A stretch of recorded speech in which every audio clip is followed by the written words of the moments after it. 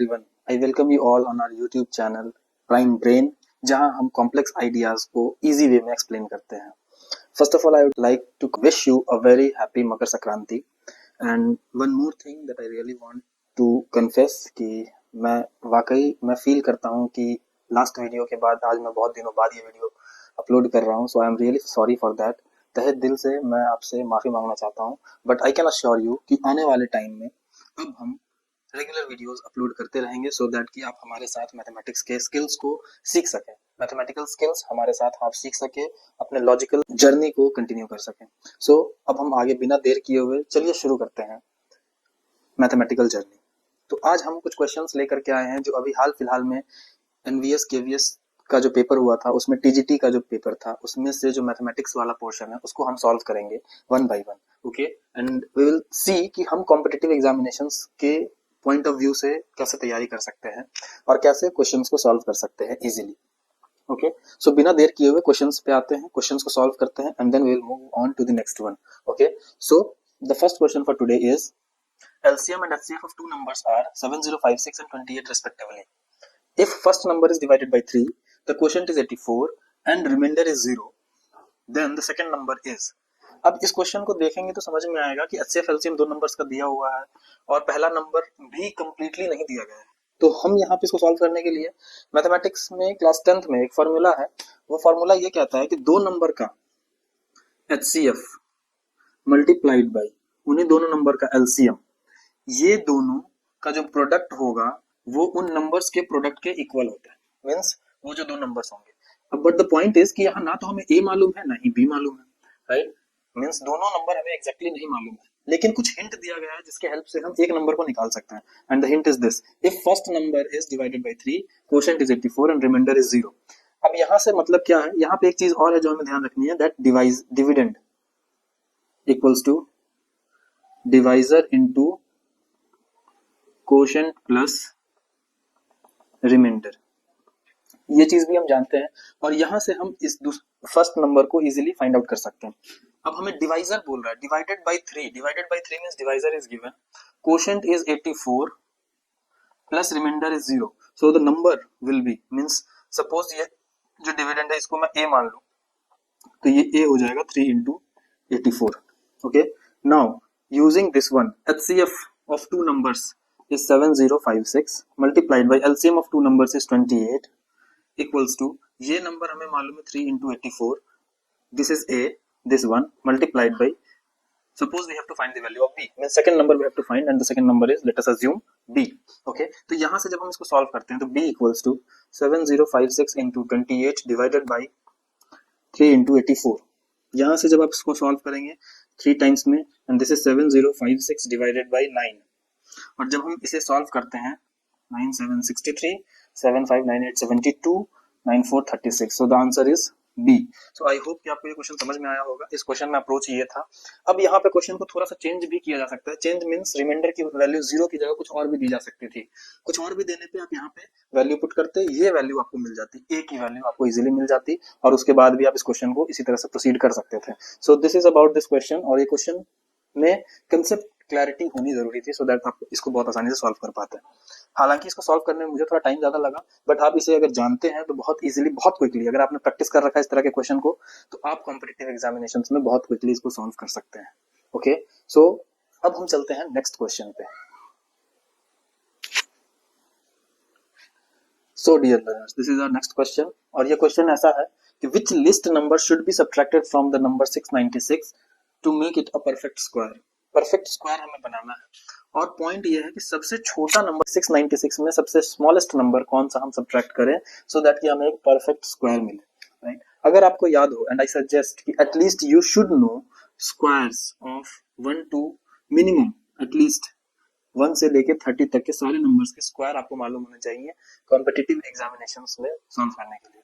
But I suggest personally कि 1 से 30 तक नहीं, बल्कि बेसिकली 1 से 50 तक के स्क्वायर्स आपको याद होने चाहिए सो दैट, लेकिन ये मिनिमम क्राइटेरिया है, इतना आपको मिनिमम याद रखना है.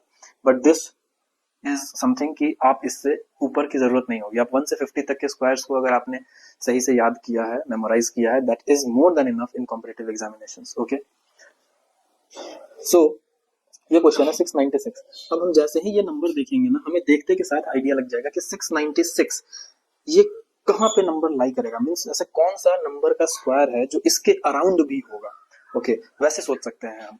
तो अगर हम देखते हैं 20 का स्क्वायर होता है 400 and we have to get the number 696। Okay तो फिर चेक करते हैं कि 30 का स्क्वायर क्या होता है, that is 900।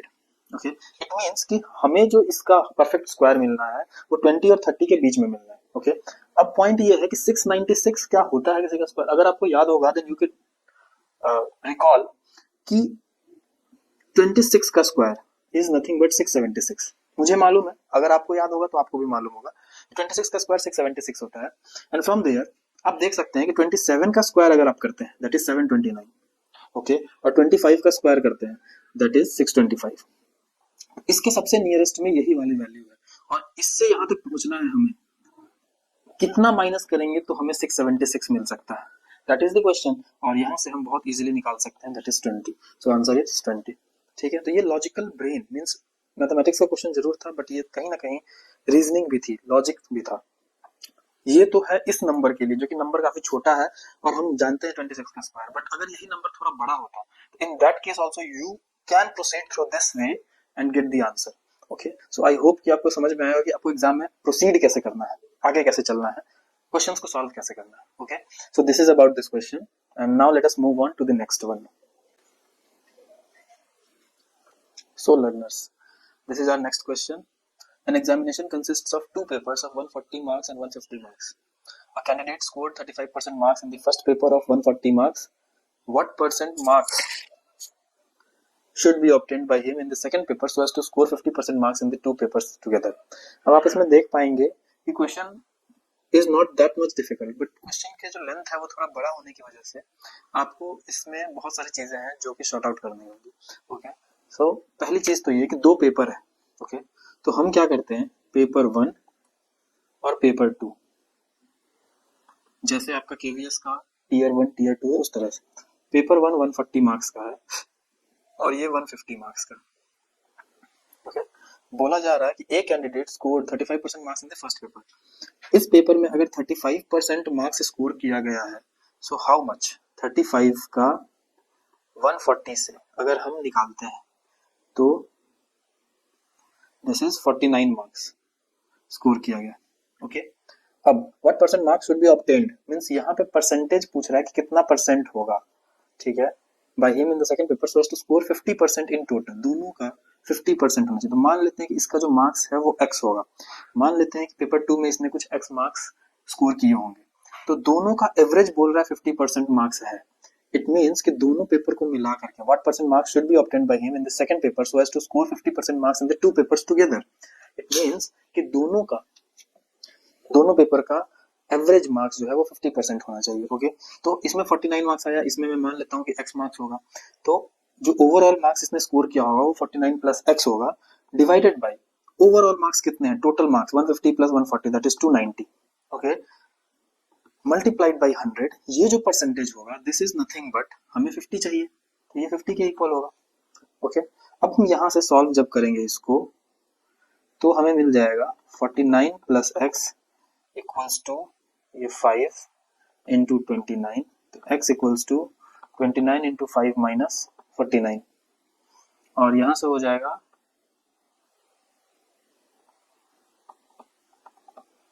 And this is nothing but 96। तो x की वैल्यू आ रही है हमारी 96 मार्क्स। तो क्या हम ये फाइंड करना मुश्किल है कि 96 मार्क्स 150 में कितना हो सकता है। So this is nothing but 96 by 150 into 100।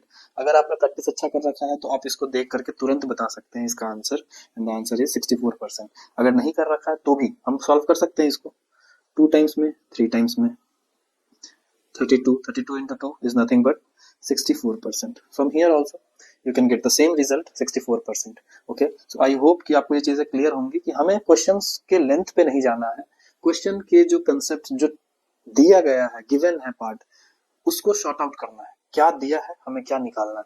This is the way one should proceed in logical things. Okay so now let us move to the next question.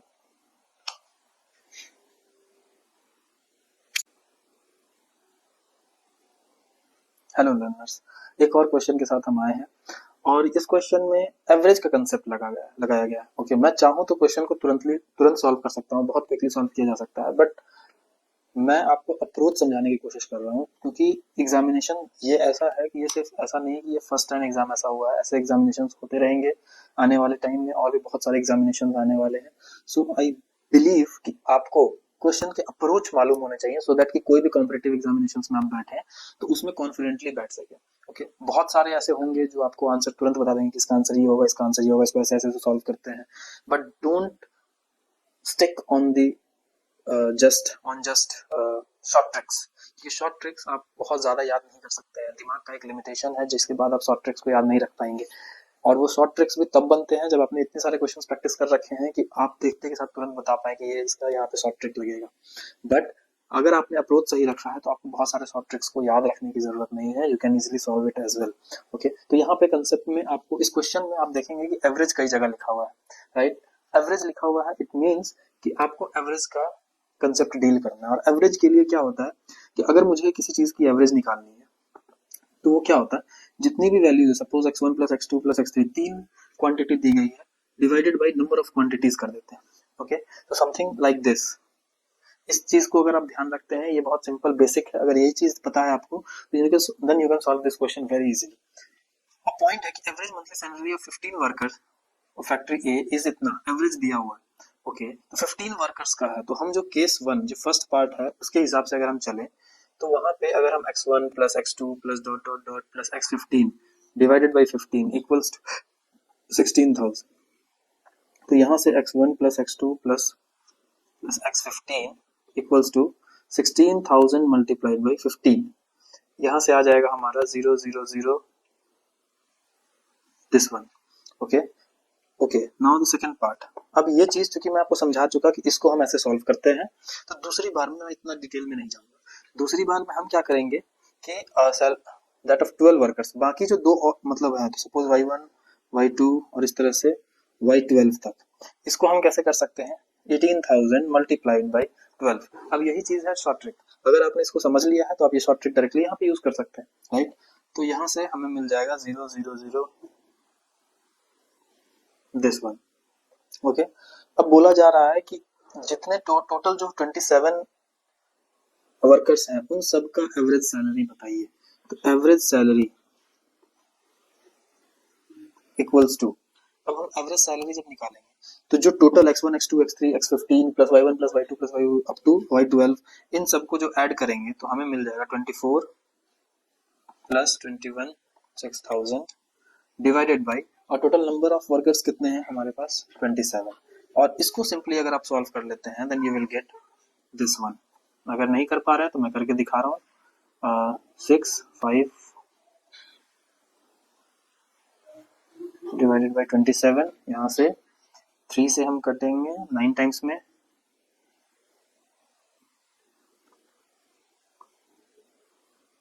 so you will get 152 this one.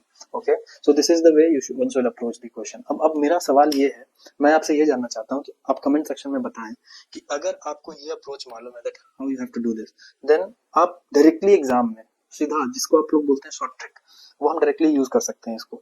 मतलब जिन्हें ये चीज पता है, ये concept मालूम है, उसे ये सब चीज लिखने की जरूरत नहीं है एग्जाम में, वो डायरेक्टली क्या देखेगा, ओके 16,000 है, 15 से मल्टीप्लाई करते हैं, 18,000 है, 12 से मल्टीप्लाई करेंगे, जो भी आएगा उसको ऐड करेंगे और डिवाइडेड बाई 27 कर देंगे, 27 वर्कर्स है, and this is the way you will get the answer as quick as possible. जितनी जल्दी आपका जितनी फास्ट कैलकुलेशन होगी उतना फास्ट आप कर पाएंगे। Okay, so this is all about this question. Now let us move on to the next one.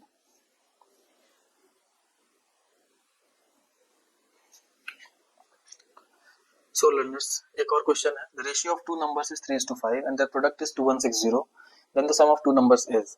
इस टाइप का क्वेश्चन हमारे जो रेशियो एंड प्रोपोर्शन वाली सीरीज है, अगर आपने नहीं देखा है तो आप वहां जाएं और देखें, उसमें हमने किया, हमने बहुत सारे क्वेश्चन रेशियो प्रोपोर्शन के किए थे, उसमें ये एक पॉइंट था, एक टाइप का था जिसमें हमने ये डिस्कशन किया था। ओके, और ये क्वेश्चन बहुत ईजी है, बहुत सिंपलेस्ट क्वेश्चन है, इसको सॉल्व करना बहुत ईजी है। ओके, कैसे करेंगे, दो नंबर्स का रेशियो दिया 3:5, तो लेट द नंबर्स बी, एक को 3x मान लिया, दूसरे को हमने 5x मान लिया। ओके, तो इन दोनों का सम पूछ रहा है, सम ऑफ टू नंबर्स, तो सम क्या हो जाएगा दोनों का, that is 8x। Okay, that is okay, but point is कि यहाँ पे अगर आप देखेंगे तो 8 से ये भी डिविजिबल है, 8 से ये भी डिविजिबल है, 8 से ये भी डिविजिबल है, तो यहाँ से तो ये ऑप्शन आप डायरेक्टली एलिमिनेट कर सकते हैं कि बी तो नहीं होगा। ओके, अब पॉइंट है कि इनके प्रोडक्ट्स 2160 के इक्वल है, मतलब इसको और इसको जब मल्टीप्लाई करेंगे 3x multiplied by 5x this is equals to 2160। तो यहाँ से हम लिख सकते हैं 15x square equals to 2160 and from here x square equals to 2160 divided by 15 and from here you will get 144। Okay, and from there you will get x equals to 12। अब x की value 12 आ रही है तो आपसे सम पूछा जा रहा है, तो you will gate 8 into 12 that is 96। So this is your answer. 96 is the correct answer. Okay. So I hope कि अगर आपको अप्रोच मालूम है then you can solve the question in examination as well. इसी स्पीड से आप solve भी कर सकते हैं. Okay. So this is all about this question. Move on to the next one. So this is the next question. If length of rectangle is increased by 20% and its breadth is decreased by 10%, then what is percentage change in area? Question में ये mention नहीं किया है कि जो नया area होगा वो इंक्रीज होगा या डिक्रीज होगा, means that too you have to find. Okay, तो हम क्या करते हैं इस क्वेश्चन के लिए इनिशियल और फाइनल इसको दो पार्ट में डिवाइड कर लेते हैं। इनिशियली जो एरिया ऑफ रेक्टेंगल होगा वो L इंटू बी होगा, राइट, और फाइनली क्या होगा लेंथ को इंक्रीज किया गया तो length multiplied bye increased by 20% means ये हो जाएगा 120 बाई 100। अगर आपको ये समझ में नहीं आ रहा है then you can go and check my YouTube video lecture related to percentage topic. Percentage में मैंने पढ़ाया उसमें मैंने बताया कि अगर इंक्रीज्ड बाय 20% है तो 120 बाई 100 कर देंगे, multiplied by, so this is about length, multiplied by breadth, multiplied by breadth is decreased by 10%, decrease हो रहा है तो 90 by 100। So this is all about the final area.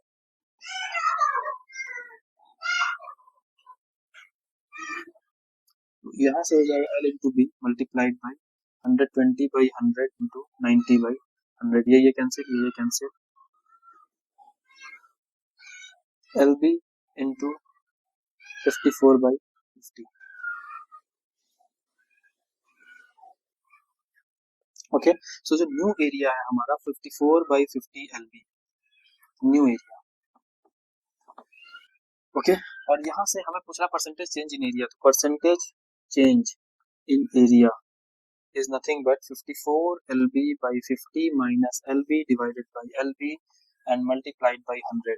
अब ये बोलेंगे कि सर ये फार्मूला क्या है, कुछ भी फार्मूला नहीं है, चेंज कितना हुआ पहले हमने डिफरेंस निकाला, दोनों के बीच का क्या डिफरेंस है चेंज में, डिवाइडेड बाई कितने से चेंज हुआ है, LB था इनिशियल एरिया वहां से चेंज हुआ है, मल्टीप्लाइड बाई परसेंटेज निकालने इसलिए 100 से मल्टीप्लाई करेंगे एंड इट इज ऑब्वियस कि L into B और 54 by 50, 54 by 50 is greater than 1, it means कि एरिया इंक्रीज हुआ है, तो डिक्रीज वाला ऑप्शन तो वैसे ही एलिमिनेटेड है। ओके, इंक्रीज हुआ है कितने परसेंट से इंक्रीज हुआ है, या तो ऑप्शन बी होगा या ऑप्शन डी होगा, उसको चेक करने के लिए हम यहाँ पे चेक कर सकते हैं। यहाँ हो जाएगा हमारे पास 4 LB by 50 LB into 100, LB cancel हो जाएगा 50 से ये 2 टाइम्स में and you will gate 8%। Obvious है कि इंक्रीज वाला चाहिए था तो 8% increase is the correct answer. I hope कि आपको चीजें समझ में आई होंगी, आपको देखने में भले कैलकुलेशन ज्यादा लग रहा है बट आपने प्रैक्टिस कर रखा है तो ये कैलकुलेशन इतना डिफिकल्ट भी नहीं है, आपने देखा होगा बहुत लास्ट में सिंपली कैलकुलेट होता है। Okay, so this is all about this question, now let's move on to the next one.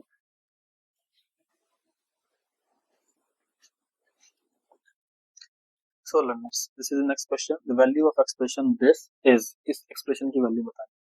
अब कई बार ऐसा लगता है हमें कि ये इस तरह के जो क्वेश्चन है ये हमारे टाइम को किल करने के लिए दिए जाते हैं, लेकिन अगर आप इसको बहुत ध्यान से देखेंगे देन यू विल फाइंड ये लिखा हुआ है 15.76 का होल स्क्वायर माइनस ये वैल्यू कुछ लिखी है उसको हम ऐसा लिख सकते हैं प्लस ये लिखा है 0.26 का होल स्क्वायर।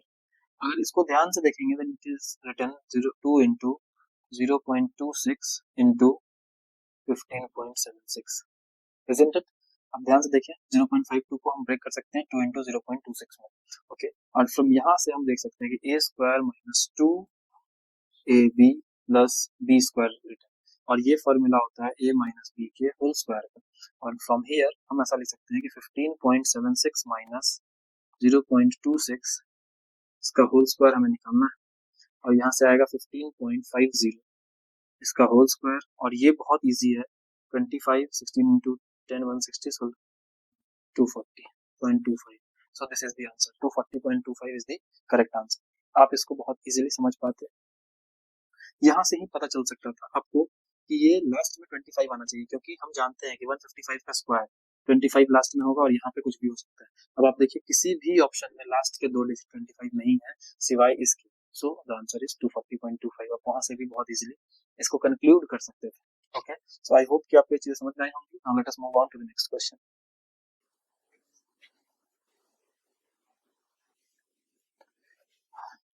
सो लर्नर्स, एक और क्वेश्चन के साथ हम आए हैं और ये देखेंगे कि कैसे हम इस क्वेश्चन को सॉल्व कर सकते हैं। अब ये क्वेश्चन किस टॉपिक से रिलेटेड है, बहुत सिंपल है। आप यहाँ पे देखेंगे सिंपल इंटरेस्ट लिखा हुआ है, एसआई सिंपल इंटरेस्ट। तो हम सभी जानते हैं कि simple interest is nothing but P into R into T by 100। बस इसका यूज करना था। क्वेश्चन में सब कुछ गिवन है, you have to just find the value of principal amount, sum invested in each case, कितना इन्वेस्ट किया गया है मनी। ये बेसिकली ये सब रुपीज में options, okay, all options are in rupees. ठीक है, तो हम क्या करते हैं कि एक पर्सन है जो दो equal amounts at rate of 15% and 18%, amount जो है वो दोनों का सेम है। तो मान लेते हैं कि वो अमाउंट एक्स होगा और बोल रहा है कि 15% और 18% पर एनम के इंटरेस्ट रेट से, सिंपल इंटरेस्ट पर एनम, और बोल रहा है if total interest earn on this amount in 2 years is इतना, टोटल इंटरेस्ट 6600 2 साल में। तो मान लेते हैं कि 6600 इक्वल्स टू, अब हम क्या करते हैं कि पहले वाले इंटरेस्ट रेट से अगर हम देखते हैं तो p multiplied by rate into time for 2 years divided by 100। इसी तरह से दूसरे वाले के लिए अमाउंट तो सेम ही है, multiplied by 18 into 2 divided by 100। अब आप यहाँ से सॉल्व कीजिए और एक्स की वैल्यू तुरंत निकाली जा सकती है। कैसे? एक्स का कॉमन ले लेंगे, ये 30 प्लस 36 डिवाइडेड बाई 100 और यहाँ से 6600। यहाँ से आप बहुत इजीली सॉल्व कर सकते हैं इसको, x इंटू 66 डिवाइडेड बाई 100, ये यहाँ से कैंसिल हो जाएगा 100 टाइम्स में, और जो x की वैल्यू जो हमसे पूछी जा रही थी that is nothing but 10,000 rupees. This is your answer. So this is the answer. 10,000 rupees is your correct answer. Okay. So this is the way one should approach. इससे भी बहुत शॉर्टकट ट्रिक्स हो सकते हैं, बहुत लोग बस देख के बताएंगे कि इसका आंसर ये है, तो ये वो कर सकते हैं जिन्होंने काफी प्रैक्टिस कर रखा है। अदरवाइज अगर आपने नहीं किया है फिर भी आप इस क्वेश्चन को बहुत इजीली सॉल्व कर सकते हैं। ओके, सो आई होप कि आपको चीजें क्लियर हो रही होंगी कि एग्जैक्टली कॉम्पिटिटिव एग्जामिनेशंस में सिर्फ और सिर्फ ट्रिक नहीं है, बहुत सारी चीजें लॉजिकली सॉल्व की जा सकती हैं। अगर आपको बेसिक्स पता है तो भी आप बहुत इजीली इसको क्वेश्चन को सॉल्व कर सकते हैं। Okay, so I hope that you all are getting these questions and learning is important. Okay, I don't know कि आप कितना स्कोर कर पा रहे हो। आपने बहुत सारे आंसर कीज चेक किए होंगे, मार्केट में बहुत सारी आंसर कीज आई हैं, ठीक है, but that is one thing. आपका एग्जाम कैसा हुआ that is one thing, but the point is कि अब आगे आप कितने डिटरमाइंड हैं कि आप और अच्छा कर सकते हैं। ओके, सो आई बिलीव कि आप चीजों को थोड़ा सा डीपली सोचेंगे। अगर आपका एग्जाम अच्छा नहीं गया है then start preparing right from today itself, और धीरे धीरे धीरे धीरे करके आप प्रिपेयर करते रहिए। आई बिलीव कि आप इसको बहुत इजीली आगे चल करके अगले एग्जामिनेशन में, जो भी अगला आपका एग्जामिनेशन आने वाला होगा, उसमें आपको रिजल्ट देखने को मिलेगा। You will get the fruitful result, you will get what you deserve. Okay, so now let us move on to the next question.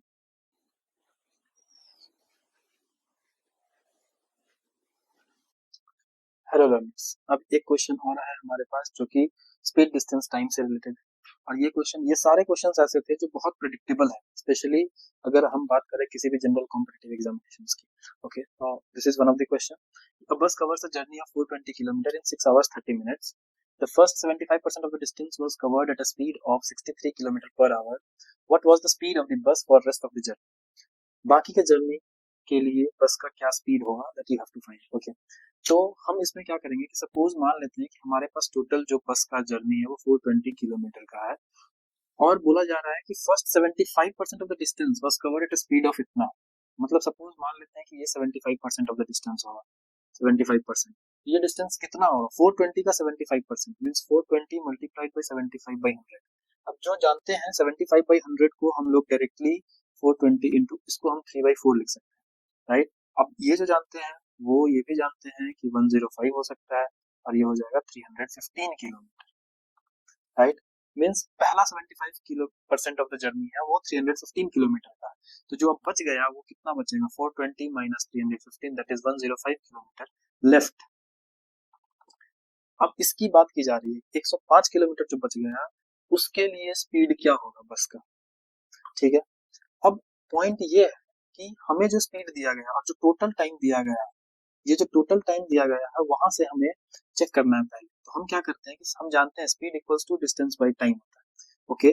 और हमें फर्स्ट 75 ये यहाँ से यहाँ तक जाने में एक्चुअली कितना टाइम लगा होगा हमें फाइंड करना है, ठीक है। अगर वो फाइंड कर पाए तो हम स्पीड बहुत आसानी से निकाल पाएंगे। और वो फाइंड कैसे किया जा सकता है, तो हम जानते हैं कि इसका स्पीड है 63 किलोमीटर पर आवर और डिस्टेंस हमने निकाल लिया है दैट इज 315। तो यहाँ से यहाँ तक टाइम कितना लगेगा, मीन्स ये 315 किलोमीटर। और टाइम यहाँ पे कितना लग रहा होगा हम यहाँ से फाइंड कर सकते हैं। t इक्वल्स टू 315/63, इसको आप सॉल्व करेंगे तो 5 मीन्स यहाँ से 5 आवर्स मिल जाए। और जैसे ही आपने यहाँ से 5 आवर्स निकाला, मतलब जो लास्ट के जो इसमें कितना टाइम लगेगा, 105 किलोमीटर जाने में टाइम कितना लगेगा, टोटल 6 आवर्स 30 मिनट्स था, मतलब 6.5 आवर्स। यहाँ 5 आवर्स लग रहा है तो यहाँ पे लगेगा 1.5 आवर्स, राइट। अब यहाँ से हम बहुत इजीली सॉल्व कर सकते हैं कि हमें स्पीड निकालना है।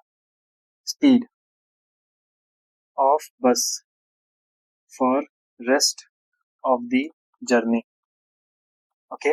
ये क्या होगा, speed equals to total distance rest journey के लिए 105 डिवाइडेड बाय टाइम कितना है हमारे पास 1.5। इसको अगर हम सॉल्व करते हैं दैट इज 3/2 आवर्स, ओके। तो हम यहाँ 3/2 लिख सकते हैं and this is nothing but 105/2 into 3, this is 35 into 2 70 kilometre per hour. और यहाँ से आपको आंसर मिल जाएगा 70 kilometre per hour, okay. So this is the way one should close the question. बहुत इजी है, सिंपल एक फॉर्मूला लगाना, speed equals distance by time. जितना टाइम दिया गया, जो डिस्टेंस दिया गया, जो भी हमें फाइंड करने के लिए जो जो चीजें फाइंड करनी है वो सब फाइंड करते हुए हम लोग निकलेंगे, अप्रोच करेंगे, सॉल्व करेंगे, you will get the answer easily, okay. ये मैंने आपको समझाने के लिए इतना डिटेल एक डिस्क्रिप्शन दिया है, अदरवाइज आप इस तरह के क्वेश्चंस को इसी अप्रोच से सॉल्व कर सकते हैं बहुत आसानी से, नो शॉर्टकट्स, ठीक है। I prefer no shortcuts and I suggest you कि शॉर्टकट के चक्कर में मत पड़े, क्योंकि शॉर्टकट्स कई बार गलत एक्सप्लेनेशंस होते हैं, कई बार गलती हो जाती है शॉर्टकट्स में। बट अगर आप इस अप्रोच से चलेंगे तो आई बिलीव कि आपका आंसर कभी भी गलत नहीं आएगा, आपकी एक्यूरेसी 100% रहेगी, okay. So let us move on to the next one.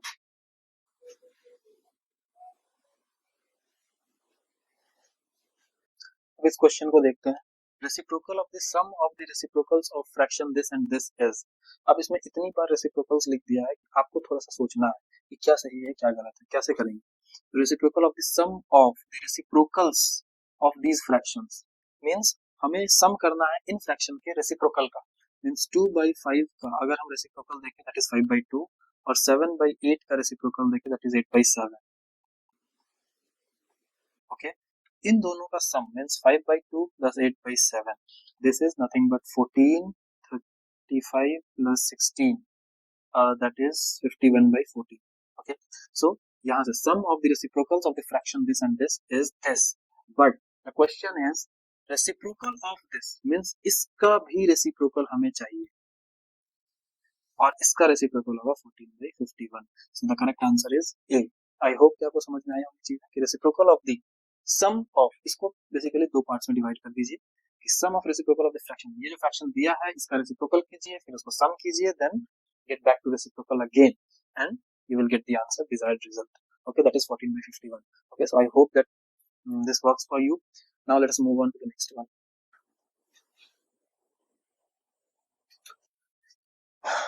So learners, this is again the question and the question is related to time and work topic, okay। अभी मैंने इस टॉपिक्स पे वीडियो नहीं बनाया है अपने YouTube channel prime brain पे, but I assure you कि आने वाले टाइम में हम इस टॉपिक पे जरूर से जरूर वीडियो बनाएंगे, डिटेल्ड वीडियो लेक्चर्स बनाएंगे जहां हम आपको अप्रोच सिखाएंगे। मैं आपको ट्रिक्स या शॉर्टकट्स दे करके उसे याद करने के लिए नहीं बोल सकता, मैं नहीं बोलूंगा। मैं बस आपको ये अप्रोच सिखाऊंगा that how you should approach in examinations, okay. इससे चीजें आसान होंगी। आपको ट्रिक्स दे दिया जाए कि इसको ऐसे सॉल्व करते हैं, इसको ऐसे सॉल्व करते हैं, तो इससे चीजें कॉम्प्लिकेट होती हैं क्योंकि वो आपको बार बार करके याद रखना होता है। But once you know the approach, approach समझ करके आप किसी भी टाइप के क्वेश्चन में जिसमें अगर थोड़ा बहुत वेरिएशन भी ले आया जाए तो भी आप बहुत आसानी से उस तरह के क्वेश्चन को सॉल्व कर पाएंगे, okay. So approach is important and I genuinely believe कि आपको अप्रोच ही सीखनी चाहिए, okay. So this is the question and हम समझते हैं कि इस क्वेश्चन में करना क्या। ये बेसिकली टाइम एंड वर्क का क्वेश्चन है और इसमें एक चीज है जो हमें समझनी है, वो ये कि वर्क वर्क जो करना है वो is inversely proportional to efficiency, sorry days is inversely proportional to efficiency. Number of days, मतलब ये कि हमारी एफिशिएंसी अगर ज्यादा होगी, अगर हम ज्यादा जल्दी जल्दी काम करते हैं तो हमें दिन कम लगेगा, एफिशिएंसी कम होगी तो दिन ज्यादा लगेगा, टाइम ज्यादा लगेगा। So basically it is like कि अगर आपको टाइम ज्यादा लग रहा है, it means your efficiency is low, आप धीरे धीरे काम कर रहे हैं तभी तो टाइम ज्यादा लगेगा। Okay, so this is about, okay now the point is कि ए और B can complete a work in 8 days, 8 दिन में ए और बी दोनों मिल करके काम को कंप्लीट करते हैं। तो मान लेते हैं कि ए की एफिशिएंसी 1/A होगी और बी की एफिशिएंसी 1/B होगी फॉर अ डे, एक दिन के लिए। तो एक दिन में काम कितना हुआ होगा, दैट इज 1/8। ठीक है, हम यहाँ एफिशिएंसी को ऐड कर, एफिशिएंसी का मतलब सिंपल सी भाषा में यही है कि आप कितना मेहनत करते हैं। अगर आप ज्यादा मेहनत कर रहे हैं, ओके, तो आपको कम टाइम में वो काम कंप्लीट हो जाएगा। अगर आप कम मेहनत कर रहे हैं तो ज्यादा टाइम लगेगा आपको। Okay, so this is all about, अगर आप एक दिन की बात करें, एक दिन में ए 1/A काम करता है और बी 1/B काम करता है, तो टोटल काम होगा एक दिन का वो 1/8 होगा, क्योंकि 8 दिनों में दोनों ने मिलकर के काम कंप्लीट करना है। So this is one, number one. Okay, similarly B and C can complete the same work, 1/B plus 1/C equals to 1/12। Okay, और ए बी सी तीनों मिलकर के 1/A plus 1/B plus 1/C equals to 1/6, right.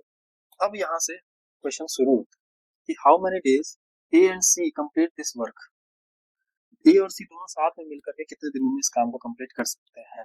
Okay, तो हम क्या करते हैं कि पहली बार इसकी वैल्यू तो हमें मालूम है 1/12, तो 1/A plus 1/12 equals to 1/6।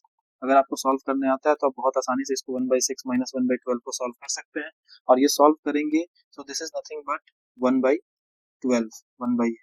This implies कि ए की जो वैल्यू होगा 12, right. No no no no, this you don't need. Okay, ऐसा इसलिए नहीं करना है क्योंकि अभी हमें पता चलेगा कि क्या करेंगे हम आगे। सो दिस इज समथिंग दैट, इसको 4 मानते हैं। Okay, and in the similar way अगर हम इसको ऐसे चेक करें इन दोनों को लेकर के, तो 1/A plus 1/B that is 1/8 plus 1/C equals to 1/6। तो यहाँ से 1/C equals to 1/6 minus 1/8, and this is nothing but 24, 4 minus 3 that is 1/24, 1/C। Okay, तो 1/C आ रहा है हमारा 1/24। हमसे पूछा ए और सी दोनों मिल करके, तो 1/A प्लस 1/C इन दोनों को मिल करके हमारे में एक दिन की एफिशिएंसी हम फाइंड कर रहे हैं। एक दिन में कितना एफिशिएंट होगा, तो 1/12 plus 1/24, and this is 24, this is 2 plus 1 that is 3/24। एक दिन की एफिशिएंसी इतनी है, तो number of days, number of days के लिए हम क्या करते हैं 1/3/24। सिंपल है, number of days is inversely proportional to 1 by efficiency, और एफिशिएंसी हमारे एक दिन का आ रहा है, एक दिन की एफिशिएंसी इज 3/24, तो हम यहीं से 1/3/24 करेंगे, and there you will get 24/3 that is 8 days. So this is the way you should approach. तो ध्यान ये रखना है कि एफिशिएंसी कैसे हम फाइंड कर रहे हैं। एफिशिएंसी काउंट करने के लिए एक दिन में कितना काम किया गया that you have to find, और वो हम इस तरह से फाइंड करके फिर लास्ट में नंबर ऑफ डेज जब फाइंड करना हो, तो इन दैट केस हम 1 डिवाइडेड बाय एफिशिएंसी कर देते हैं, and you will get the result. Okay, so this is all about this question. Now let us move on to the next one.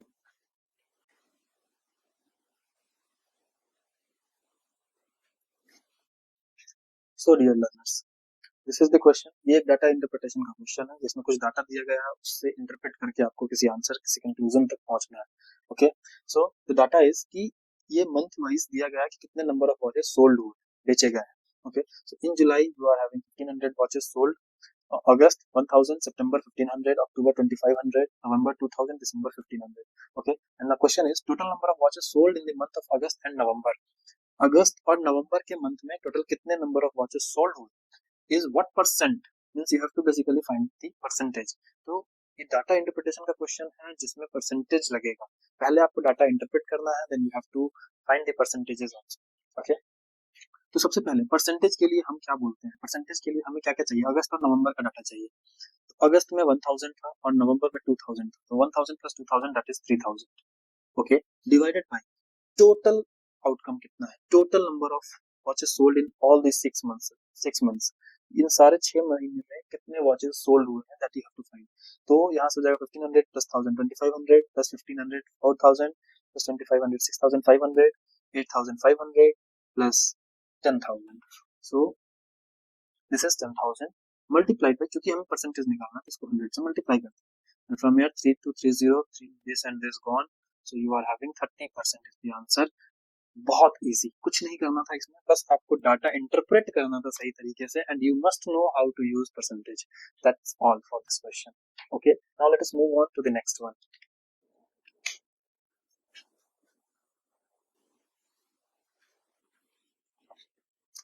So dear learners, this is the next question. A shopkeeper bought a machine for rupees 7,50,000 and sold it at a discount of 10% on the marked price.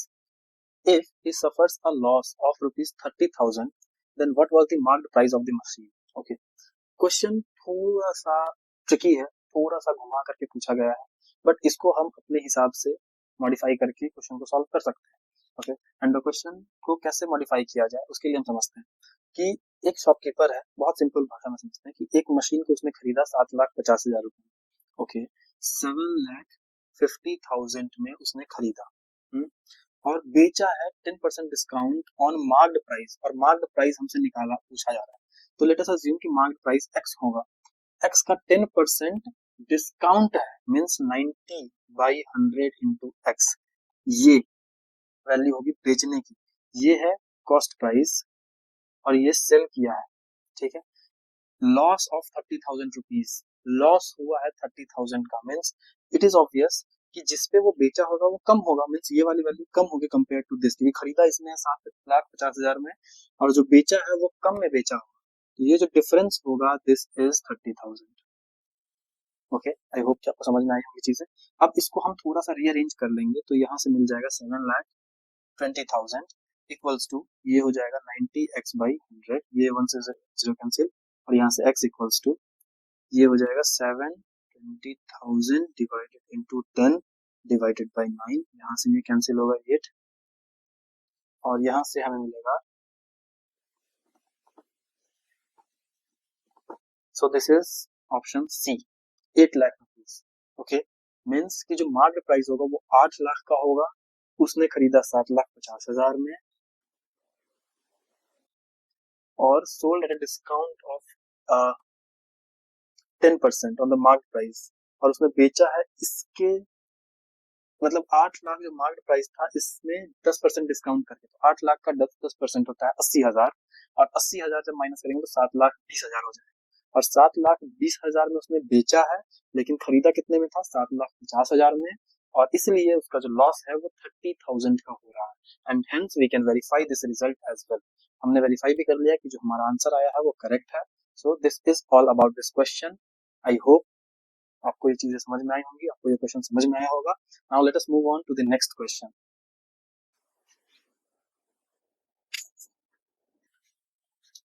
Okay, once again इस question को solve करते हैं.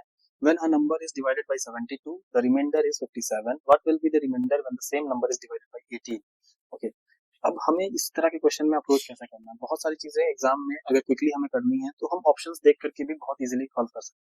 तो हम सबसे पहले क्या करते हैं, एक नंबर है जिसको हम 72 से डिवाइड करेंगे तो हमें रिमाइंडर 57 मिलेगा, और उसके क्वेश्चन के बारे में कुछ दिया नहीं, एंड वी नो कि dividend equals to divisor into quotient plus remainder होता है.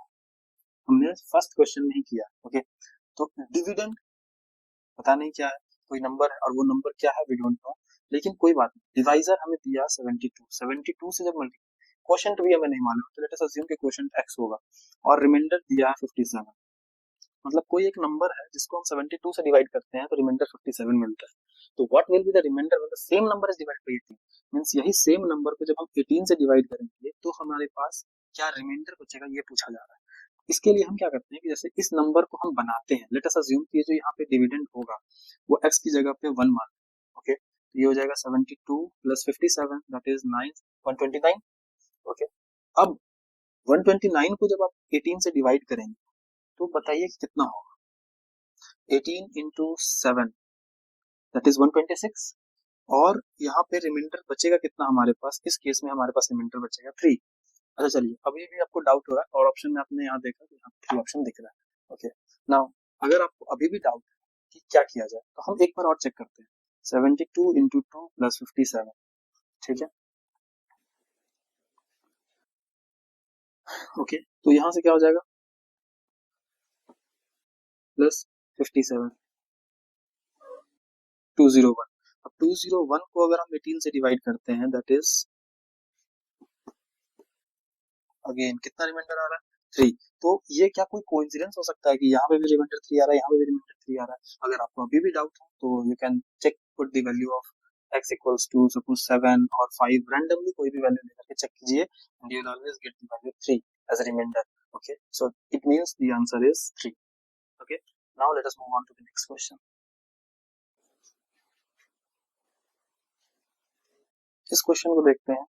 ये क्वेश्चन बिल्कुल बॉड मास रूल के अकॉर्डिंग हमें सॉल्व करना है और you will easily get the answer. तो हम क्या करेंगे, 15 इंटू 6 डिवाइडेड बाई 18, ये लिखा हुआ 6 divided by 18, that is nothing but 1/3। Okay, minus 52 divided by 13, 52 divided by 13 is 4 into 2 plus 12 divided by 6, this is 2। अब यहाँ से हम जब सॉल्व करेंगे तो ये 5 minus 8 plus 2, this is -3 plus 2, that is -1, and this is your answer. Okay, I hope ये question बहुत इजी था, बहुत सिंपल। क्लास 5 क्लास 4 के बच्चे भी इस तरह के क्वेश्चन को सॉल्व करते हैं, प्रैक्टिस करते हैं, बट मेक श्योर कि आपने इसको फॉलो किया हो, किसको, बॉड मास रूल को। अगर आपने इसको फॉलो नहीं किया, देन लेट अस सी कि क्या हो सकता है। सपोज मान लेते हैं हम ये करते हैं 90 divided by 18 minus 52 divided by 26 plus 2, 5 minus 52 divided, ये हो जाएगा 2 plus 2, 5 minus 3 plus 2, that is 5। Option में गिवन है। इट मीन्स कि अगर आपने बॉड मास के अकॉर्डिंग नहीं चले आप, तो आपको ये ऑप्शन भी दिख सकता है। कुछ और तरीके से करते तो शायद ये ऑप्शन भी दिखता, और भी कुछ तरीके से करते तो शायद ये ऑप्शन भी दिखता, but the correct answer is -1, क्योंकि हमने पूरा बॉड मास का रूल फॉलो किया है। सबसे पहले डिवीजन को सॉल्व किया है, डिवीजन को सॉल्व किया है, देन जहां पे भी डिवीजन हो गया उसके बाद फिर हमने मल्टीप्लिकेशन को देखा है, ठीक है, और उसके बाद लास्ट में एडिशन सब्ट्रैक्शन किया। सो this is the way you should approach, that is why I am saying कि हर जगह शॉर्टकट्स यूज नहीं होते हैं।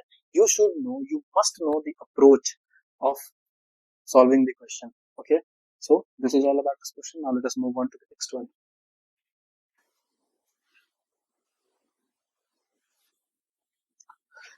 So this is the next question. ये सीरीज का एक क्वेश्चन है जिसमें हमें पूछा गया है कि 4, 8, 24, 96 के बाद क्या क्या आएगा। ये बाकी के दो टर्म्स और बताने हैं। 4, 8, 24, 96। अब देखिए 4 से 8 2 से मल्टीप्लाई करके आ रहा है, 8 से 24 3 से मल्टीप्लाई कर, 24 टू 96 4 से मल्टीप्लाई करके, इसके बाद ऑब्वियसली 5 से मल्टीप्लाई करना है, एंड देन 6 से मल्टीप्लाई करना है। 96 इंटू 5 करेंगे, this is nothing but 480। Okay, और इसको जब हम 6 से मल्टीप्लाई करेंगे तो 0 2880, 480 2880, दिस इज द आंसर। ये तरीका है आपको इस तरह से सॉल्व करने का, ठीक है। अप्रोच आपको देखना है कि ये नंबर्स इंक्रीज हो रहे हैं, डिक्रीज हो रहे हैं। इंक्रीज हो रहा है तो क्या किसी के मल्टीपल्स में इंक्रीज हो रहा है, या ऐड कर करके इंक्रीज हो रहा है, या डिक्रीज हो रहा है, उसके बेसिस पे। Okay, so this is all about this question. Now let us move on to the next one.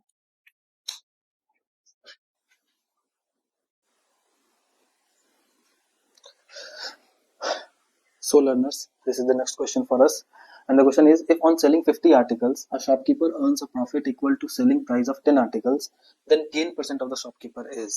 okay, तो ये प्रॉफिट एंड लॉस का क्वेश्चन है, and in this question what we have to do कि हमें बोला जा रहा है कि अगर 50 आर्टिकल को हम बेच रहे हैं, अगर कोई शॉपकीपर है वो 50 आर्टिकल बेच रहा है, तो वो प्रॉफिट कमा रहा है। एग्जैक्टली अमाउंट नहीं दिया कितना प्रॉफिट हो रहा है, बट वो कह रहा है कि इतना प्रॉफिट कमा रहा है कि वो 10 article equal to selling price of 10 articles, मतलब 10 आर्टिकल का जो सेलिंग प्राइस होगा उसके इक्वल वो उतना प्रॉफिट कमा रहा है। ओके, तो गेन परसेंट ऑफ शॉपकीपर क्या होगा, दे आर आस्किंग। ओके, तो हम सबसे पहले मान लेते हैं कि सेलिंग प्राइस को हमने एस माना, ओके, और कॉस्ट प्राइस को हमने सी माना। ओके, बोला 50 आर्टिकल है, तो 50 आर्टिकल के लिए जो हमारा प्रॉफिट होगा that should be S minus C. S minus C means profit, selling price minus cost price. Profit हो रहा है, अगर ये लिखा है कि earns a profit, it means कि जो सेलिंग प्राइस होगा that should be greater than the cost price. Okay, तो 50 टाइम्स एस माइनस सी, और ये बोल रहा है कि ये किसके इक्वल है, तो 10 टाइम मतलब 10 आर्टिकल के सेलिंग प्राइस के इक्वल है, तो 10 एस के इक्वल है। Okay, and from here you will get 50 S minus 50 C equals to 10 S. यहाँ से 50 S minus 10 S equals to 50 C, ये 40 एस इक्वल्स टू 50 सी, तो S by C equals to 50 by 40। Okay, और यहाँ से हम इसको इसको कैंसिल करके 5/4 भी लिख सकते हैं। Means selling price cost price का जो रेशियो है 5:4 का है। ओके, नाउ हमसे पूछा जा रहा है कि गेन परसेंटेज बताइए। Gain percentage is nothing but s minus c by s into 100। Sorry, this is not s, this is c, it should be c। ठीक है, s minus c by c into 100। तो इसको हम और simplify करेंगे तो इसको ऐसा लिख सकते हैं क्या, और s by c is 5/4 minus 1 multiplied by 100। और यहाँ से जब इसको माइनस करेंगे this is 1/4 into 100 and you will get 25%। so this is your answer, 25% is the correct answer। okay, तो जो गेन परसेंट हमें मिला है वो 25% गेन होगा। The gain percent of the shopkeeper is 25%। तो I believe कि आपको ये चीजें समझ में आएंगी, ये कंसेप्ट समझ में आया होगा, the way you should approach in the examination। I hope कि आपको क्लियर होगा।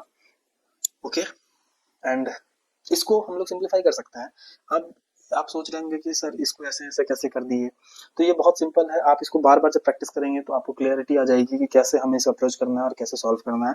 हमें बेसिकली सेलिंग प्राइस और कॉस्ट प्राइस का रेशियो फाइंड करना है, और ये रेशियो मैंने एकदम बिल्कुल बहुत आसान भाषा में आपको समझाया है, बहुत ईजी सिंपल लैंग्वेज में समझाया है कि कैसे इस रेशियो तक पहुंचेंगे। And we know that gain percentage is selling price minus cost price divided by cost price multiplied by 100। Okay, और यहाँ से आप बहुत इजीली इसका आंसर तक पहुंच सकते हैं। So this is all about this question. Now let us move on to the next one. Don't be in rush. मैं फिर से कह रहा हूँ कि ऐसे टॉपिक्स को मैंने अभी तक अपने यूट्यूब चैनल पे डिस्कस नहीं किया है पूरे डिटेल में, but I can assure you कि आने वाले दिनों में हम इस तरह के टॉपिक्स पे बिल्कुल वीडियो बनाएंगे, सो दैट कि आपको बहुत क्लियर व्यू हो और एग्जाम में आप कैसे अप्रोच कर पाए उसके लिए हम आपको और डिटेल में समझाएंगे और बताएंगे। And for that I kindly request you कि kindly like share and subscribe our YouTube channel so that you could be with us in the mathematical journey। okay, so this is all about this question। now let us move on to the next one।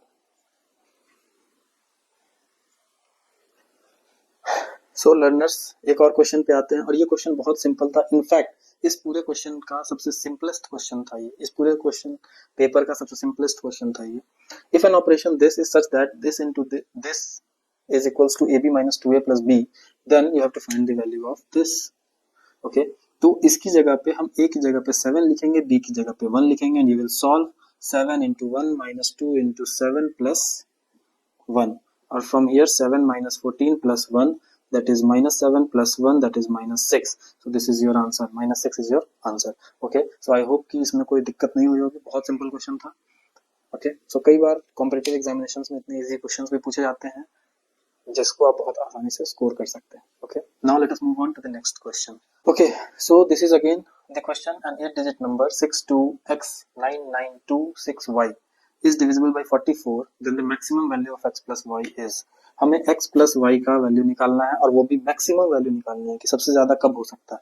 तो सबसे पहली बात कि 44 से divisibility के लिए हमारे पास दो चीज है, 11 और 4। इन दोनों रूल को सेटिस्फाई करना है, क्योंकि 44 can be written as 11 into 4। तो हमें ये चेक करना है कि क्या ये पूरा नंबर 11 से कब कब डिविजिबल होगा और 4 से कब कब डिविजिबल होगा। ओके, तो 4 से डिविजिबिलिटी चेक करने के लिए हम जो चेक करते हैं वो लास्ट के दो डिजिट्स को, these two digits must be divisible by 4 है, ये 4 से डिविजिबल होना चाहिए। मींस इन दोनों को ऐड करके हमें या तो 0 मिल जाए, ओके, या फिर 4 का multiple, 4 multiple means multiple of 4। ठीक है, मल्टीपल ऑफ 4। अब इसको हम क्या लिख सकते हैं, अब यहाँ ध्यान देने वाली बात, या तो ये 60 लिखा जा सकता है, या फिर ये 64 लिखा जा सकता है, या ये 68 लिखा जा सकता है। ओके, इसके अलावा क्या कोई दूसरा ऑप्शन है हमारे पास, क्योंकि 61, 62, 63 इन तीन, या 65, 66, 67, 69 इसमें से कुछ भी लिखेंगे तो ये 4 से डिविजिबल नहीं होगा, and hence it will not be divisible by 44। Okay, so हमने ये ट्रैक डाउन कर लिया कि y की जो वैल्यू है वो क्या क्या हो सकती है, तो 0 हो सकती है, 4 हो सकती है, या 8 हो सकती है। ओके, यहाँ तक तो चलिए y के लिए चेक किया। अब हम चेक करते हैं कि 11 से डिविजिबिलिटी का क्या क्राइटेरिया है। 11 से डिविजिबिलिटी के लिए हम जितने भी इवन नंबर्स होते हैं या जितने भी ऑड नंबर्स होते हैं उनका डिफरेंस या तो 0 होना चाहिए या 11 का मल्टीपल होना चाहिए। तो हम लोग चेक करते हैं सबसे पहले, तो 6 plus x plus 9 plus 6 minus 2 plus 9 plus 2 plus y, और ये सब क्या होना चाहिए, तो 0 हो या मल्टीपल ऑफ 11 हो।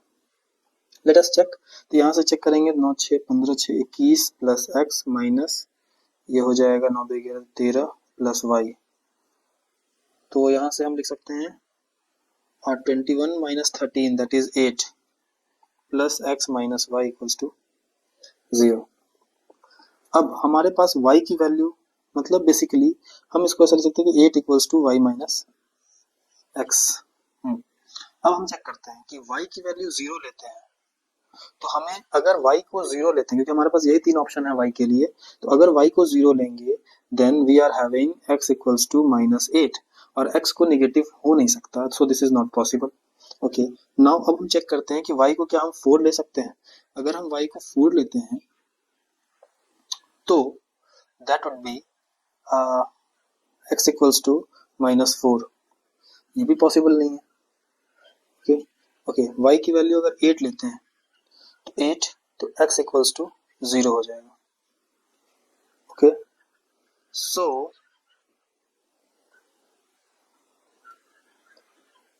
x की वैल्यू 0 हो सकती है, दैट इज ओके, x की वैल्यू 0 पॉसिबल है।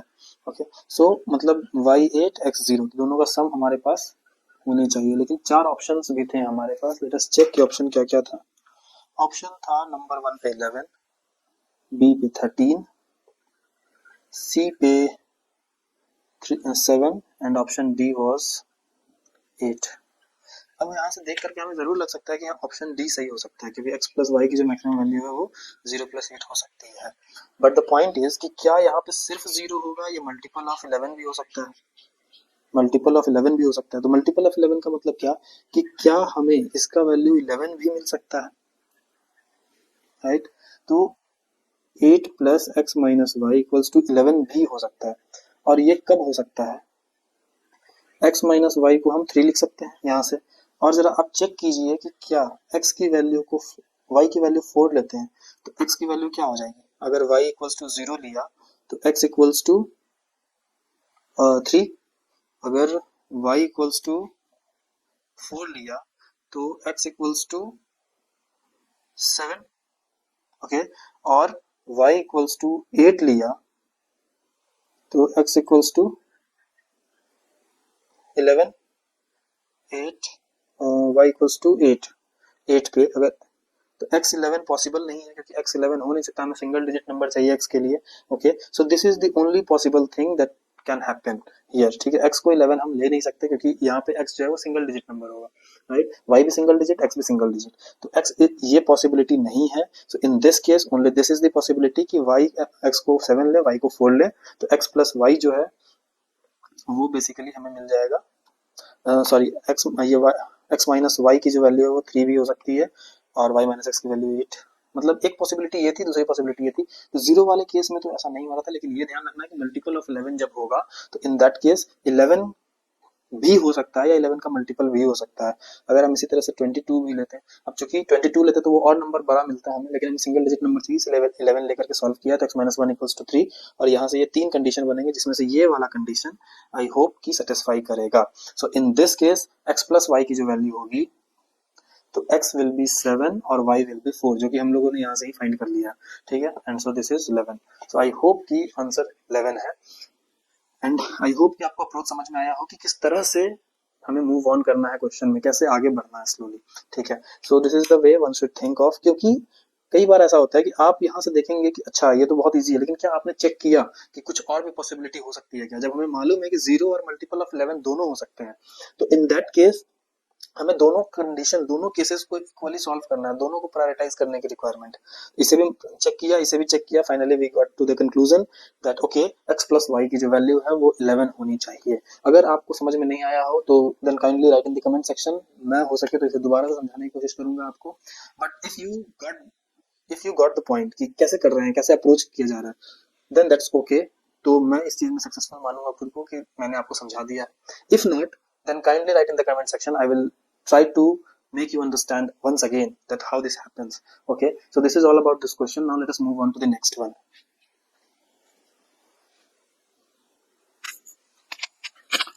ओके, वंस अगेन एक और question simple interest compound interest के ऊपर है, इसे भी सॉल्व करते हैं। बहुत सिंपल क्वेश्चन तो नहीं कहेंगे, थोड़ा सा कैलकुलेटिव है, but it is not that much difficult. Okay, तो इसमें क्या है कि डिफरेंस बिटवीन एस आई और सी आई, मतलब कंपाउंड इंटरेस्ट और सिंपल इंटरेस्ट का जो डिफरेंस दिया गया है, on a certain some for 2 years 5% per annum is 42, then find this sum।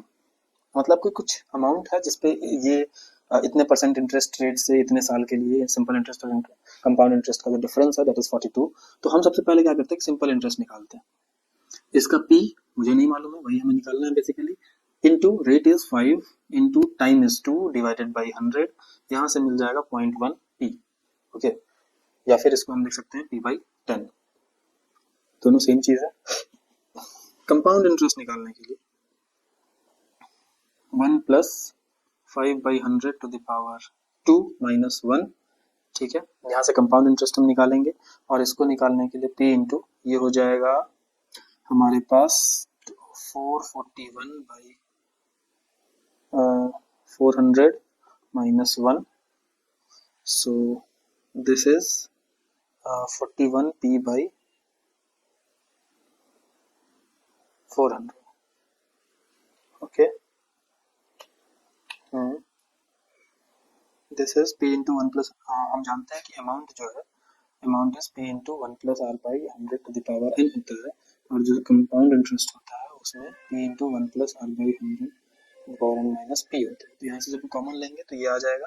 इन दोनों का जो डिफरेंस है दैट मीन्स अगर हम यहाँ से देखते हैं तो यहाँ से पता चलेगा ऐसा होना चाहिए, यहाँ से हम लोग ले सकते हैं C I minus S I equals to 42, और यहाँ से हम ले सकते हैं 41 P by 400 minus P by 10 equals to 42, और यहाँ से जब हम सॉल्व करेंगे तो यहाँ पे 400 हमारा एलसीएम हो जाएगा, ये तो 41 पी ही होगा माइनस 40 पी इक्वल्स टू 42, और यहाँ से p equals to 42 into 400 that is 00816 rupees 16,800। so this would be your answer, 16,800 is your answer। okay, so I hope कि आपको समझ में आएगा। बहुत सिंपल क्वेश्चन था, थोड़ा सा कैलकुलेशन था यहाँ पे, but the question is like कि अगर आपको मालूम है कि सिंपल इंटरेस्ट का फार्मूला क्या होता है, कंपाउंड इंटरेस्ट का फार्मूला क्या होता है, मेक श्योर कि यहाँ हमें अमाउंट का फॉर्मूला नहीं लगाना, क्योंकि बहुत सारे बच्चे ऐसा कर सकते थे कि जो p into 1 plus R by 100 to the power n लगाते हैं, माइनस p करना ना भूले क्योंकि वो हमें कंपाउंड इंटरेस्ट देगा, और उसके बाद फिर हम जब उनका डिफरेंस निकालेंगे then you will get the answer p। Okay, क्योंकि डिफरेंस दिया हुआ है 42। तो this is all about this question and I hope कि आपको बहुत कुछ जानने और समझने को मिला होगा। आपको एग्जैक्ट एक्यूरेट आंसर्स मैंने दिए हैं इन 20 क्वेश्चंस में, एंड आई बिलीव कि आप इसके लिए हमें सपोर्ट करेंगे, and please hit the like and subscribe button so that कि हमें और भी मोटिवेशन मिलता रहे इस तरह के वीडियोस को बनाने के लिए। आने वाले दिनों में हम पीजीटी केवीएस एनवीएस का जो पीजीटी टीयर 1 का पेपर हुआ था उसको भी डिस्कस करेंगे, उसको भी सॉल्व करेंगे। उसके अलावा पीआरटी का जो पेपर हुआ था उसको भी डिस्कस करेंगे, उसको भी सॉल्व करेंगे। एंड देन ऑन हम लोग टॉपिक वाइज, जैसे कुछ टॉपिक्स बचे हुए हैं, टाइम एंड वर्क के टॉपिक्स बचे हुए हैं, सिंपल इंटरेस्ट कंपाउंड इंटरेस्ट के टॉपिक बचे हुए हैं, and so on. There are various topics that is related to general competitive examinations. उन सभी टॉपिक्स को हम लोग वन बाय वन डिस्कस करेंगे सो दैट कि आपके आने वाले एग्जामिनेशंस में आपको प्रॉब्लम्स ना आए। ओके, सो आई बिलीव कि आप हमें सपोर्ट करेंगे, अपना प्यार बना के रखेंगे सो दैट कि हमें मोटिवेशन मिलता रहे और हम इस तरह से कंटिन्यूअसली अपने वीडियोस को बनाते रहें।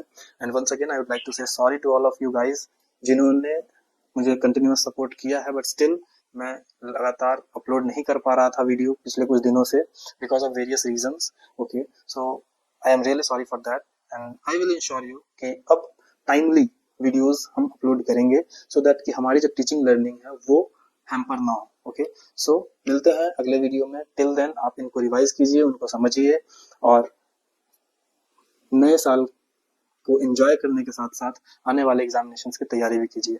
बने रहिए प्राइम ब्रेन के साथ and I wish you all the best for your near future. Thank you and thank you very much.